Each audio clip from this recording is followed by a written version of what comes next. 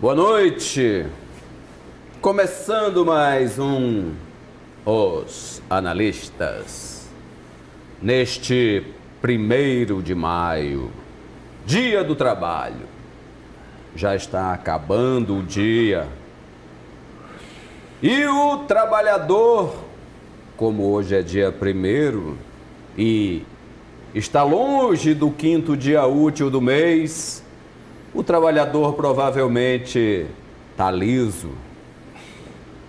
Está comemorando o dia do trabalho, pintando a casa, ajeitando o muro, ou fazendo um mutirão para corrigir a rua que quem deveria corrigir não corrige. Você que é jovem, que tem ideias progressistas, que quer consertar o mundo, que acredita nas possibilidades das coisas, você que já é maduro ou madura, que já está cansado de sofrer os mesmos sofrimentos, você que olha para cima e diz, pelo menos queria um sofrimento novo, queria passar por outros problemas, mas está passando pelos mesmos. É o vereador que vem atrás de voto e nunca mais volta, o prefeito que nem na televisão não aparece para dizer umas justificativas, o governador, o presidente, ninguém parece nos querer dizer nada aos trabalhadores, sem contar estes mais de 13 milhões de trabalhadores brasileiros que não estão podendo exercer a sua atividade de trabalho porque estão desempregados. Você, trabalhador, que está passando necessidade. Você, trabalhador, que está sendo espremido no seu trabalho com medo de perder o seu emprego. Você, brasileiro, você, maranhense, você que acredita na vida, você que acredita que é possível melhorar, que é possível progredir, estou contigo. O mundo gira, tantos já nos disseram isso. O mundo dá voltas e recomeça e se repete, mas as fórmulas do passado não são necessariamente corretas para o presente. Você querer segurar a cultura, você querer segurar os modos de vida, pode ser apenas um querer. O mundo de hoje não é o mesmo de ontem, nem será o mesmo de amanhã. Nós precisamos de ideias novas, de coragens novas que movimentem o mundo. Recebemos hoje um jovem aqui que está percorrendo o Brasil. É o jovem Marco Vicenzo, que está vindo lá de Brasília, espalhando as ideias da UDN. O senhor sabe o que é a UDN? Aquele partido lá da década de 50, 60, aí depois chegaram os militares e deram um raspa em todo mundo. Seja muito bem-vindo, doutor Marco, ao programa Os Analistas. Aí, número 2, Geraldo, foi o ato institucional número 2 que detonou a UDN. É, né? Pô, só lembra do AI-5, né? Vai ter o AI-2. Vamos dizer boa noite para o doutor Vicenzo. Muito boa noite. Primeiramente, gostaria de agradecer a vocês e a toda a produção, né, e por ter nos recebido aqui e por dar espaço para a UDN. O que é a UDN, doutor? Bom, a UDN é a União Democrática Nacional. Nós estamos aí nessa empreitada para poder tentar resgatar o partido que foi criado em 1945. Né?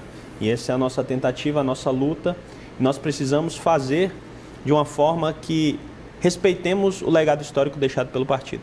E qual é? Na verdade é o seguinte, vários partidos são criados, e até me foi feita uma pergunta, são 75 partidos, se eu não me engano, sendo criados. E nós não queremos deixar que seja criado um partido para usar pura e simplesmente o nome ou a sigla UDN. Nós precisamos buscar e lutar, resgatar a verdadeira UDN. E é isso que eu fiz, eu entrei com um requerimento administrativo no TSE para resgatar o partido que foi extinto, né, conforme você citou, por uma resolução do TSE com fundamento no AI-2.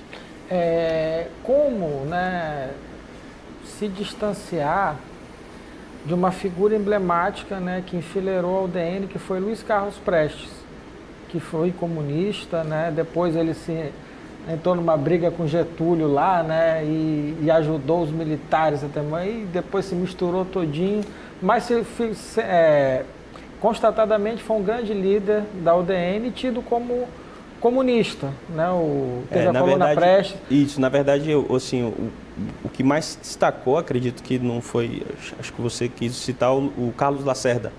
Então, isso, o Carlos Lacerda foi o ícone, né, foi um dos mais conhecidos aí, entre Afonso Arinos, Eduardo Gomes, né, que foi até candidato a presidente da República.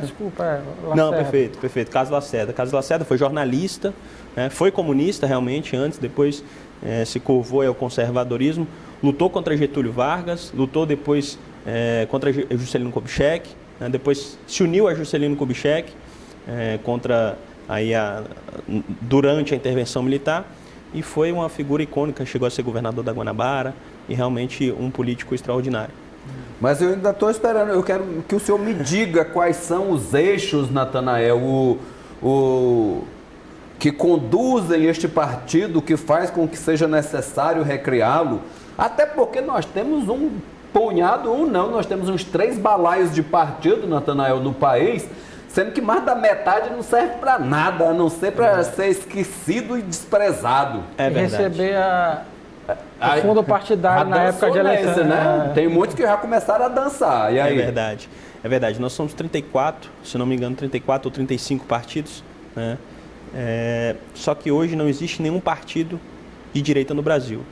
E me perguntaram sobre por que trazer a UDN, se existem vários partidos. Eu acredito que, primeiramente, para se dizer em respeito ao pluralismo político garantido pela Constituição Federal, inclusive no seu artigo 1º, nós temos que realmente ter essa pluralidade. Se nós não temos um partido de direita no Brasil, nós não estamos respeitando essa pluralidade política. Mas você acha ali que o PSL ali, né, até pelo discurso que foi na campanha eleitoral, né, e levantando bandeiras inclusive da extrema direita, né, se posicionando claramente na direita, não representa a direita no Brasil? Eu garanto para você, sem medo de errar, que o PSL não é um partido de direita. Talvez ele queira se tornar um partido, e aí nós tenhamos um Frankenstein, né, renovando o seu estatuto, ou como disse a advogada a advogada feminista do Bolsonaro, a Karina Cufa, ela disse que vai fazer um compliance, né? Acho louvável, acho interessante a iniciativa, mas isso não vai tornar o PSL um partido de direita, né? Um partido que, com todo respeito, né, com a máxima vênia, mas nós temos que lembrar que o partido PSL foi um partido que recebeu Jair Bolsonaro já no final para ser candidato à presidência da República, porque ele tinha acabado de sair do Patriota, que também não é um partido de direita, né, o PEN, Partido Ecológico Nacional, que virou Patriota também para receber Bolsonaro, e por isso eles têm tentado levantar uma bandeira que eles não representam. E o que caracteriza ser um partido de direita, doutor? Bom, na verdade, principalmente o posicionamento político, né, nós temos que pensar, e o que foi muito levantado e muito questionado nessa eleição, o posicionamento conservadorista, o direitismo, né? A UDN ela é muito conhecida por ser conservador, né, nos costumes, e liberal na economia, o livre mercado. Nós pensamos pelo livre mercado, prezamos pelo livre mercado. Muito embora o PSL ele tente imputar isso, muito embora alguns partidos tentem, né, de forma direta fazer isso, mas nem sequer no estatuto fica previsto, né, ou no manifesto partidário, alguns não trazem, mas a UDN traz o manifesto e o programa partidário. Nós precisamos pensar as pautas e ser coerente com as nossas pautas, né? Não pode ser um partido que fique parecendo a casa da mãe Joana. Um quer uma coisa, o outro quer outra, ninguém se entende e o Brasil não anda. Mas o que é conservadorismo? Na verdade, conservadorismo nós temos vários pré-requisitos, mas eu diria que um deles é exatamente o que nós estamos fazendo, é respeitar o nosso passado e fazer o futuro com base em reformas, não com a ruptura revolucionária, né? Isso é ser conservador. Nós precisamos mudar, aprender com os erros do passado e moldar o futuro, mas sempre respeitando o passado de uma forma que não venha essa ruptura revolucionária, né? E nem também reacionária. Nós não queremos resgatar o passado, nós queremos trazer a referência do passado para moldar o futuro. Como é que o senhor enxerga, por exemplo, eu também sou a favor do pluripartidarismo, acho que tem que ter bandeiras e discursos para todos os lados. Como é que o senhor enxerga esse posicionamento, né, do presidente, que é um presidente que se intitula de direita, de querer acabar com o comunismo no Brasil e os partidos de esquerda? Como é que o senhor enxerga isso? Eu até entendo que o comunismo ali, é o fim, né? Nós temos o socialismo e o final seria o comunismo. Talvez o comunismo ele não prestigia a democracia. E tudo aquilo que não prestigia a democracia, eu realmente acredito que não deve prosperar. Então, entendo o posicionamento político do presidente da República e concordo, mas acredito que se dê espaço, vamos ouvir o que eles têm a dizer, vamos entender o que eles querem e vamos tentar demonstrar, com base nas próprias falas, né, a forma contraditória que eles querem trazer um partido comunista para um debate democrático. Mas, insistindo no tema, não seria, né, o posicionamento da direita, né, dizer de terminar com uma coisa que considera fim para começar sem, aí você está abrindo mão do pluripartidarismo, da concessão da liberdade partidária, porque não vai se conseguir acabar com a esquerda no Brasil, nem com a direita. A gente vê isso. O que o meu entendimento deve se buscar o diálogo entre todas as correntes, né? Porque no meio disso tudo ali tem o centrão, né? Porque tem a ala mais radical da esquerda, tem a ala mais radical da direita e tem o centrão. São as pessoas do centro, esquerda, centro-direita que transitam ali, que querem uma governabilidade, querem um país melhor, querem um país, né, democraticamente enxuto, e está no meio desse fogo cruzado, né? Até porque a gente teve um presidente que era claramente de esquerda, né, um modelo econômico de esquerda, e agora temos um presidente de direita. E o Brasil no meio disso tudo, Vicente, como é que fica? Perfeito. Primeiramente a gente precisa definir o conceito de esquerda e direita no Brasil, que nunca foi definido. Eu estou esperando aqui, doutor, porque eu também queria que o senhor, que é um homem de direita, me dissesse que já é a direita. Isso, e eu replico a vocês esse questionamento. O que é esquerda e direita no Brasil? Né? Talvez o brasileiro nem saiba de onde veio isso, da Revolução Francesa. Talvez o brasileiro nem entenda o que são jacobinos. Bora explicar, tem um bocado ali atrás, ó. E nem entendo o que são jacobinos e gerundinos, de onde surgiu isso, da Revolução Francesa, de que aconteceu. Então, assim, é difícil, porque no Brasil, infelizmente, né, o brasileiro ele entende a política como algo ruim, mas a política não é algo ruim. Os brasileiros e os maus políticos fizeram isso sinônimo de algo ruim. Então, o que acontece? Nós temos que definir o que é política. E o que é esquerda e o que é direita? Muitas vezes a gente não consegue porque o Brasil e os políticos brasileiros deturparam isso. Não existe hoje um político que consegue... É muito difícil a gente encontrar um político que consegue seguir as pautas do partido. Um político que consegue seguir um posicionamento e ter coerência com as suas pautas e com o seu objetivo. Hoje a gente não vê isso. Hoje a gente vê político que vai para a legenda porque é melhor de ser eleito. É mais fácil ele ser eleito pela legenda na esquerda em determinado estado. A gente percebe isso muito em Brasília, a gente percebe isso em Minas, a gente percebe isso em São Paulo. Todo o Brasil é isso. Até então, em Roraima também. Até em Roraima. Rondônia. Então a gente percebe que eles não estão vinculados sequer a um viés ideológico ou viés econômico. Eles querem um partido que seja mais fácil de ser eleito. Eu gostaria que o senhor me explicasse o que é viés ideológico, mas no próximo bloco. Tá ótimo. Vamos dar uma paradinha. Desculpa. De volta, que o debate não para. Então, doutor Vincenzo. Vincenzo é... italiano, né? Não, mas eu tava me lembrando, era de Michael.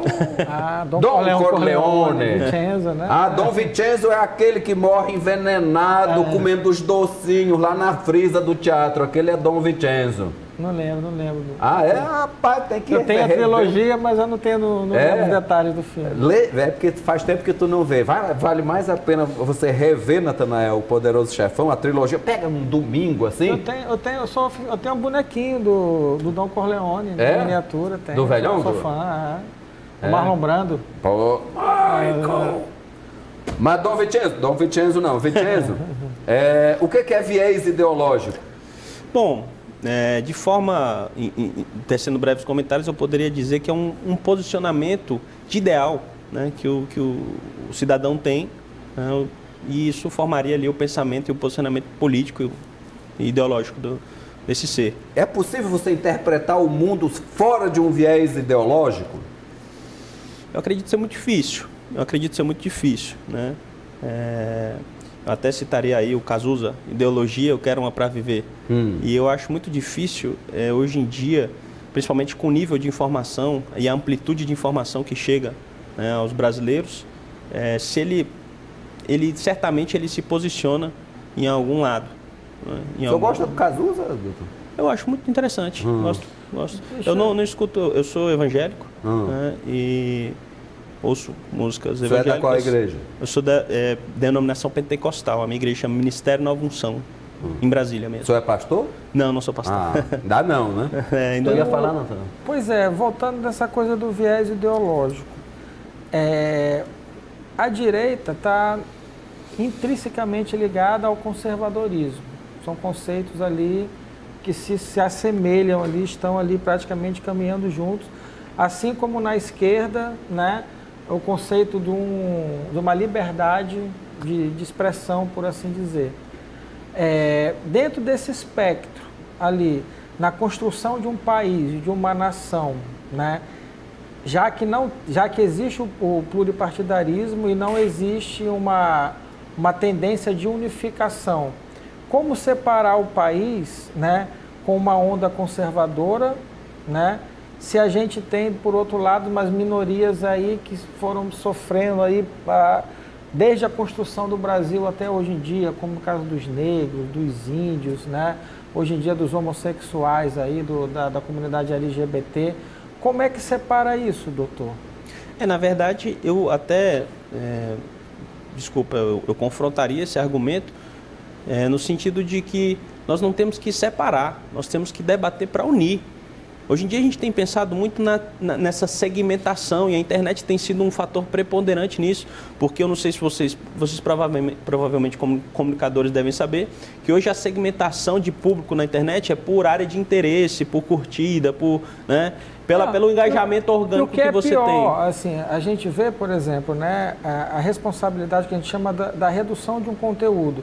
A gente vê um líder, né, ser um líder político, um líder religioso, né, uma pessoa preparada, que tem o domínio de um conteúdo, e quando passa isso, por exemplo, de uma ideologia de direita, né, quem vem abaixo ali da cadeia sai praticamente proliferando ações reacionárias, ações de ódio contra gays, contra negros, contra tudo isso, contra nordestinos. Contra árabe, contra católico, contra evangélico.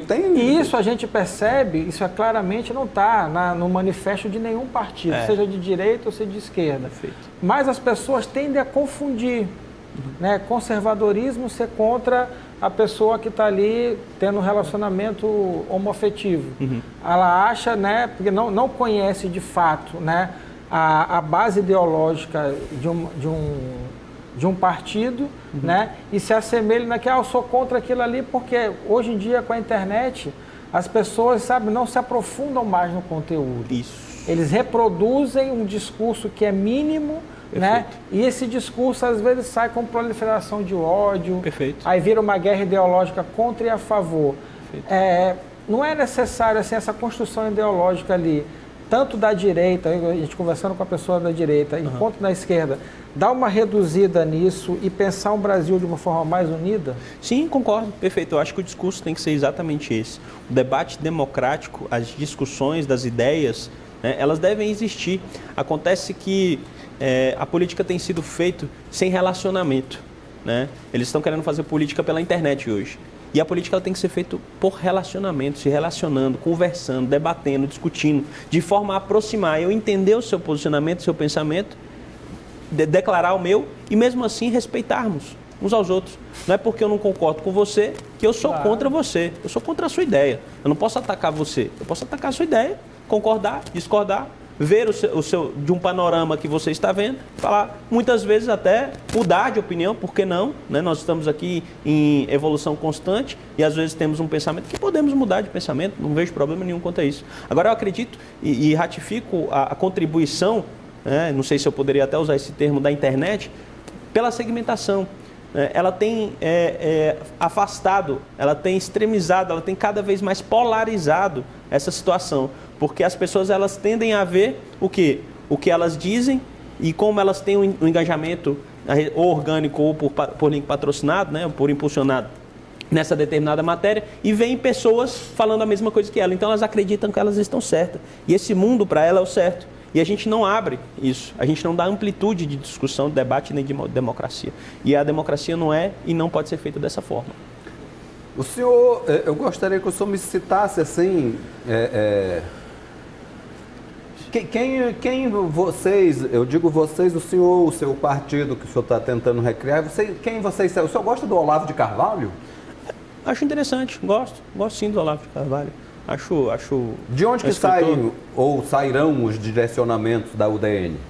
Bom, nós temos aí um pensamento conservador, não poderíamos deixar de citar Edmond Burke, né?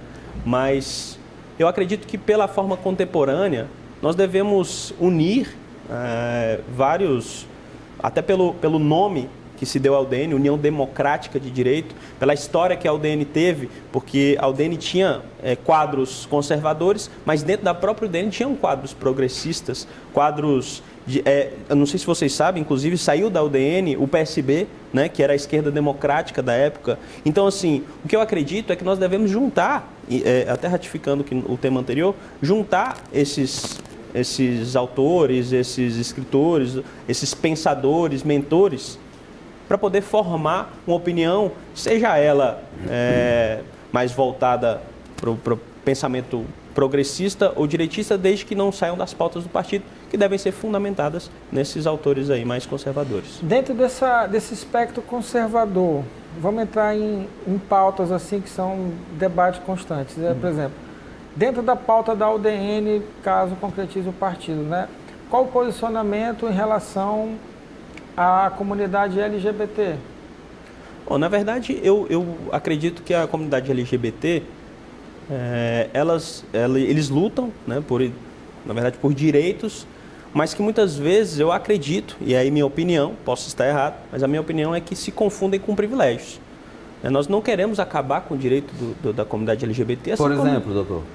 Na verdade, por exemplo, a PL 122, né? Existe uma grande mentira, né, sobre esse projeto de lei.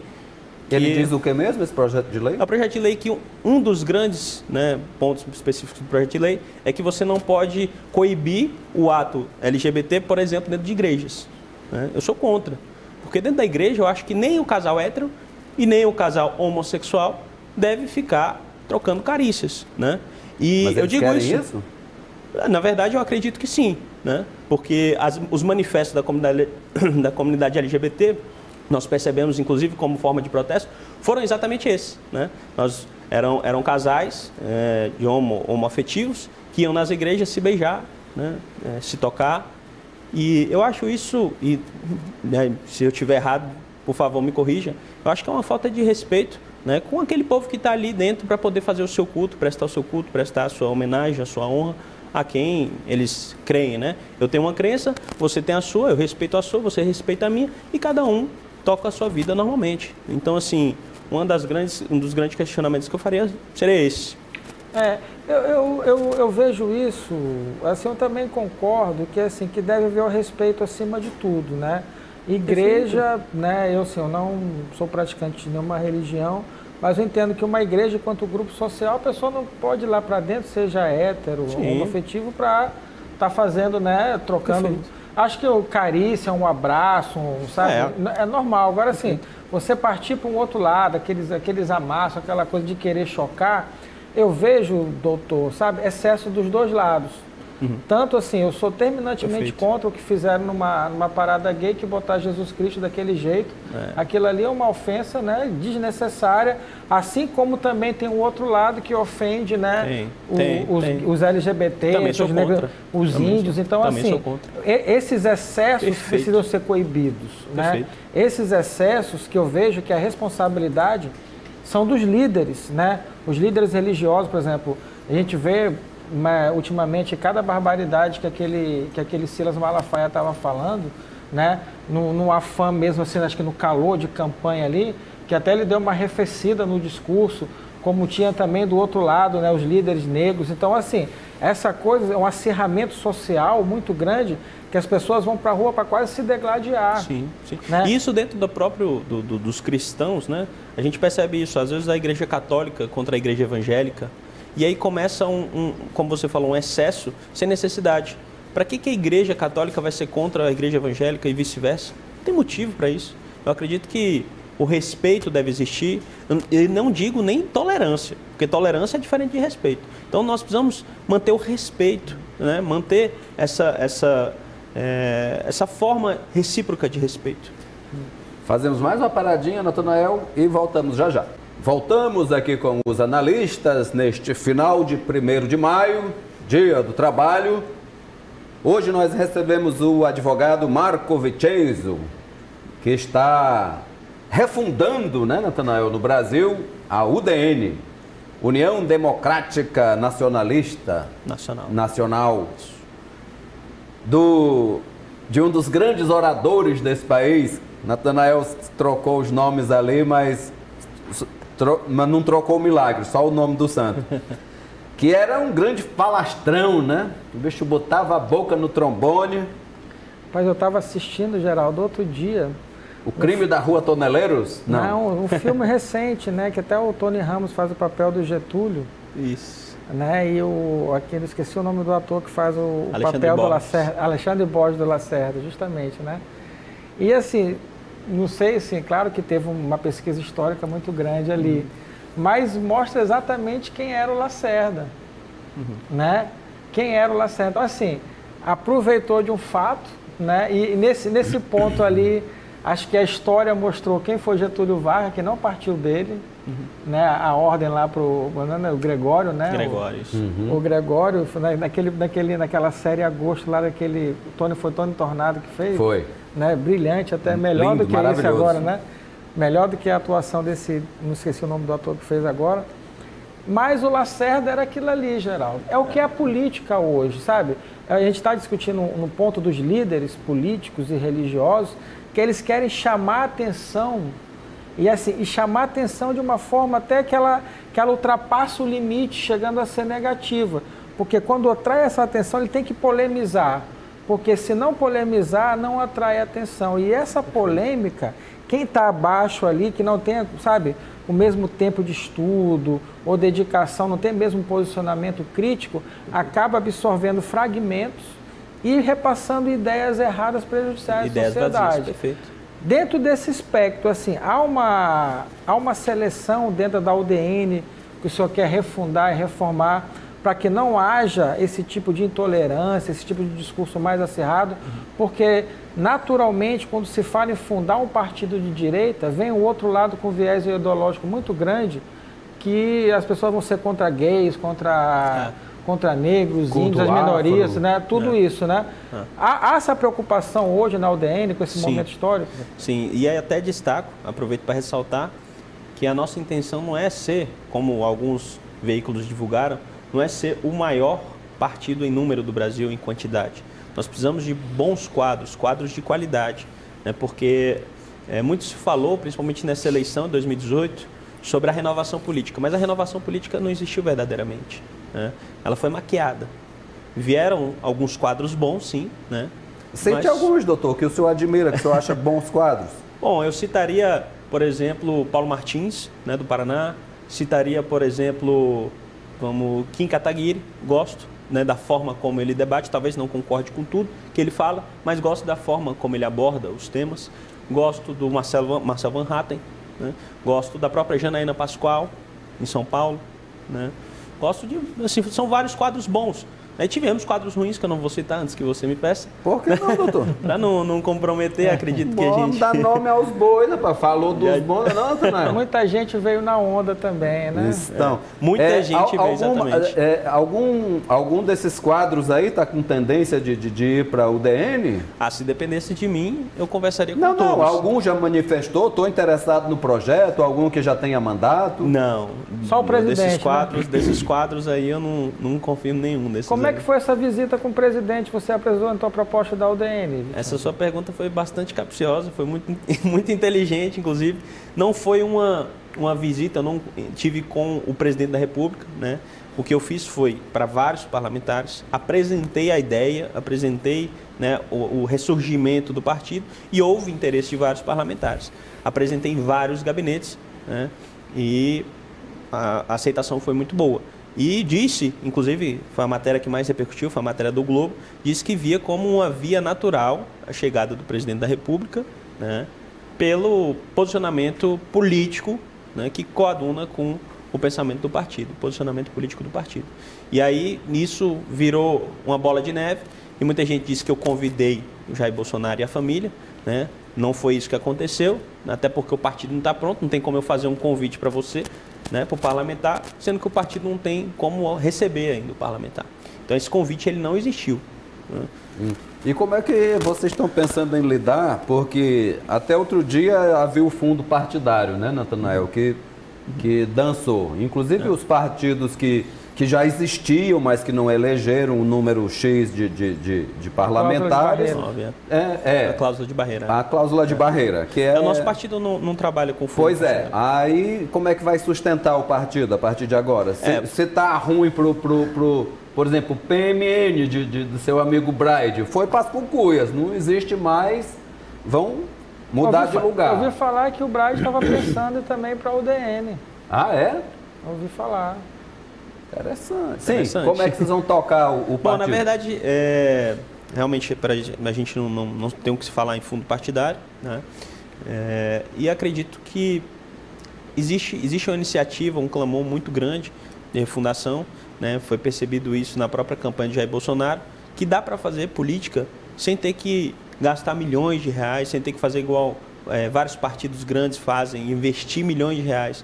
Eu acredito que com boa vontade, muita boa vontade, um esforço, né, mesmo que seja pouco, mas o esforço financeiro de cada um, o esforço político de cada um, dá para a gente poder refundar o partido. O que o senhor pensa da declaração do ministro da Educação de desacelerar o investimento nos cursos da área de humanas, filosofia, sociologia?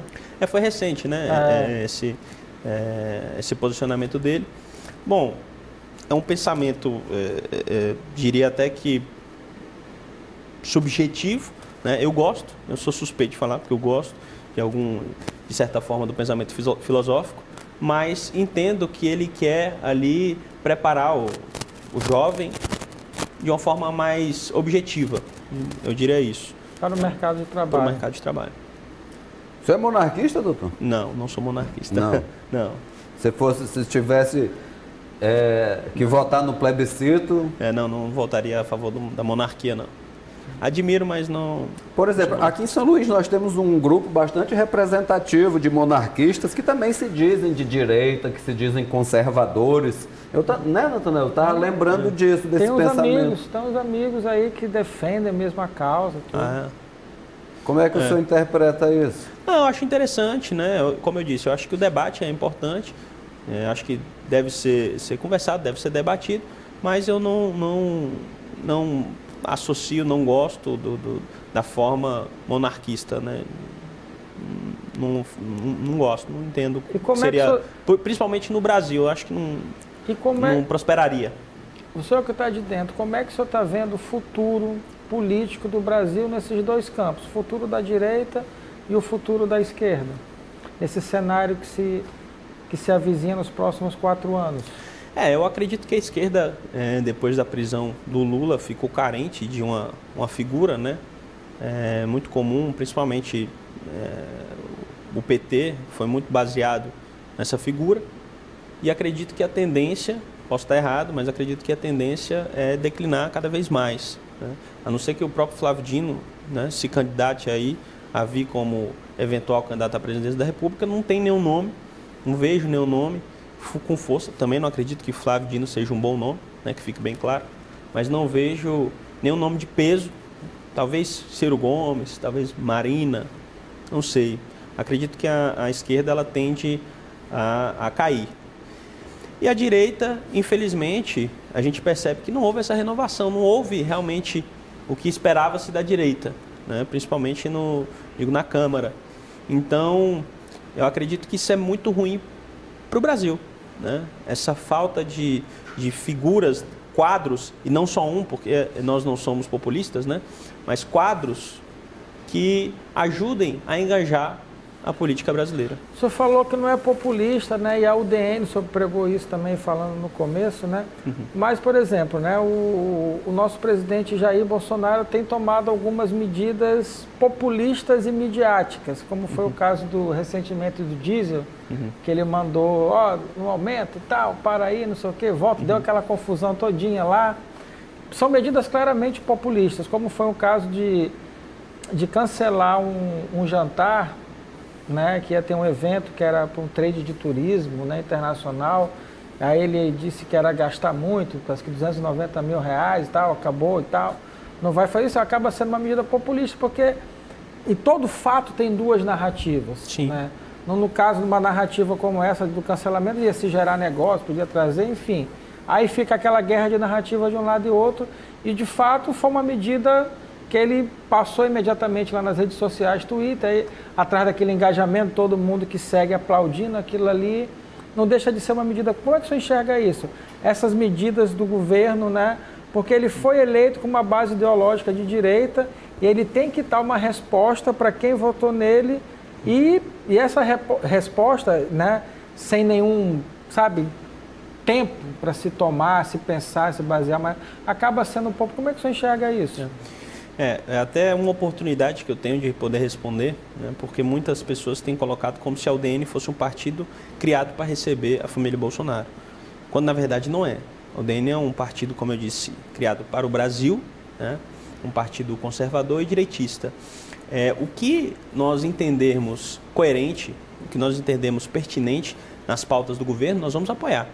E o que nós não entendermos que seja pertinente, como foi o caso, né, do combustível, se não me engano, que foi o que você citou, nós vamos combater, nós vamos confrontar. Assim que se fazia política em 1945, em 1950, era assim que a UDN fazia, né, de forma coerente, de forma coesa. E é assim que nós pretendemos fazer. Nós deixamos bem claro que, claro, seria maravilhoso, seria ótimo poder contar com a presença da família Bolsonaro, mas... nós não vamos pegar o partido e entregar na mão da família Bolsonaro, né? Se quiserem participar do projeto político, se quiserem participar da UDN, será dentro das regras e das pautas do partido. Mas você sabe que se desembarcar a família Bolsonaro no partido, né, fatalmente vai ser um dos maiores partidos do país e não dá para medir, né, força ali com o presidente, né, e os filhos ali, né, Vicente? Você não acha que eles... automaticamente, eles indo para o partido ali, toda essa carga ideológica, o peso do Planalto todinho acaba recaindo sobre o partido? Não, eu entendo. Nem é a intenção do partido medir forças com o presidente da República. Pelo contrário, nós queremos unir forças, não por causa do Jair Bolsonaro, mas por causa do Brasil. Nós queremos apoiar as pautas, né, que nós entendemos coerentes, para que o Brasil comece a caminhar de verdade. Porque não adianta só a ruptura com o governo que nós víamos tendo, o governo de esquerda, como se diz, não adianta só essa ruptura, né? Porque eu entendo que é benéfico, entendo, prestigia, né, a alternância de poder, prestigia a democracia, entendo que foi benéfico, mas nós precisamos dar caminhamento, nós precisamos dar prosseguimento, né, nessa ruptura e botar o Brasil para andar, é isso que nós precisamos. Eu estava me lembrando dos programas todinho de um dos poemas de Baudelaire, do Pequenos Poemas em Prosa, mas eu vou deixar Baudelaire quieto, lá, que ele fala como é. Hoje eu visitei uma redação de jornal e tudo que eu dizia o diretor me respondia: aqui é o partido dos homens decentes. Aí ele disse, como se todos os outros periódicos fossem redigidos por canalhas, né? Ô Baudelaire, vamos brincar de bloqueio ou compartilha?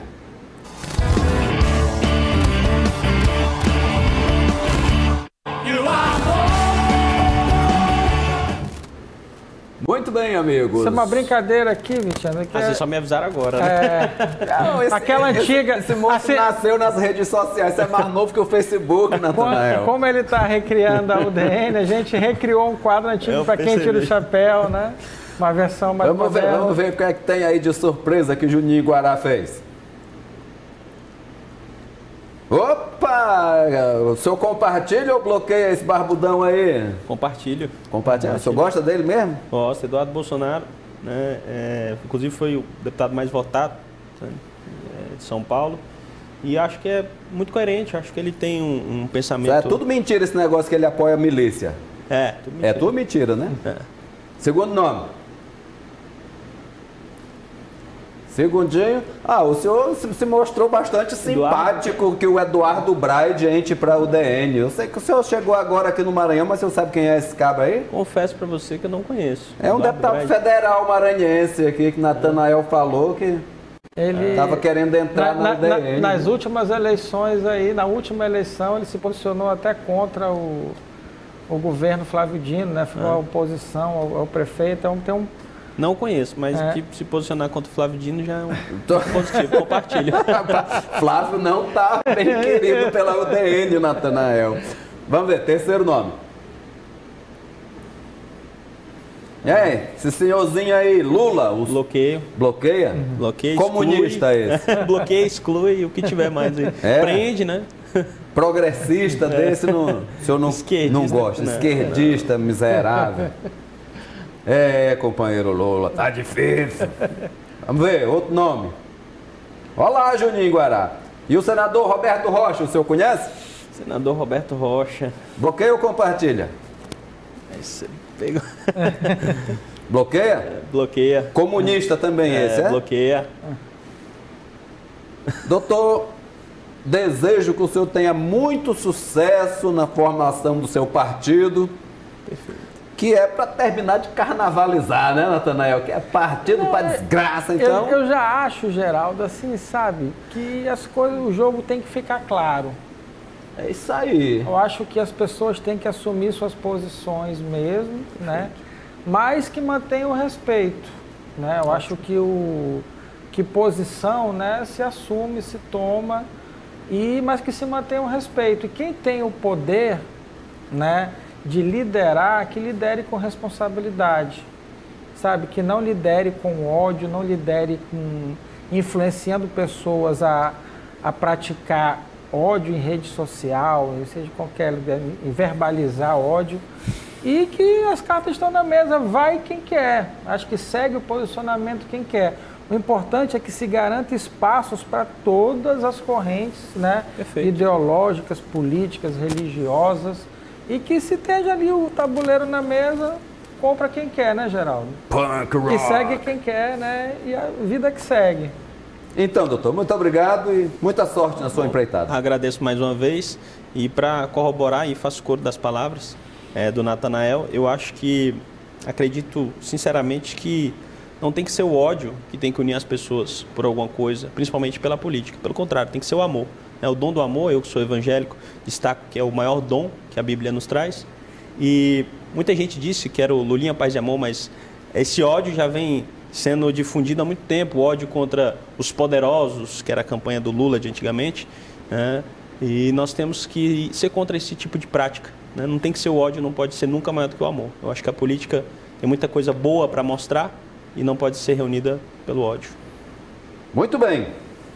Obrigado a todos que colaboraram para a produção do programa. Bom resto de feriado. Bom resto de feriado e, como dizia a minha geração, já pegando a rebarba da parada, paz e amor para todos. Até amanhã.